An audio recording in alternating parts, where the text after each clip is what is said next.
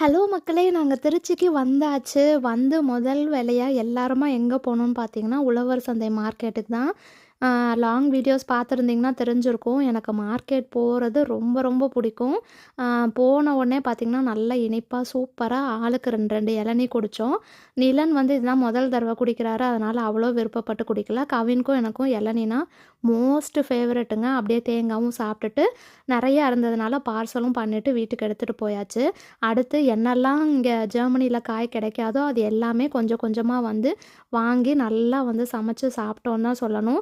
கீரைலாம் இருக்கு பார்த்தீங்கன்னா, அதெல்லாம் இங்க ஜெர்மனில கிடைக்காது. ஸ்பினாச்சுன்னு ஒரே ஒரு வெரைட்டி மட்டும் தான் கிடைக்கும். எனக்கு பார்த்தீங்கன்னா, மொளக்கீரை, அரைக்கீரை, முருங்கைக்கீரை எல்லா கீரையுமே நான் சாப்பிடுவேன்னு வச்சுக்கோங்களேன். நல்லா பருப்பு போட்டு சூப்பரா வந்து செஞ்சிருந்தேன். அதுதான் வந்து பசங்களுக்கு ஊட்டிட்டுருக்கேன்.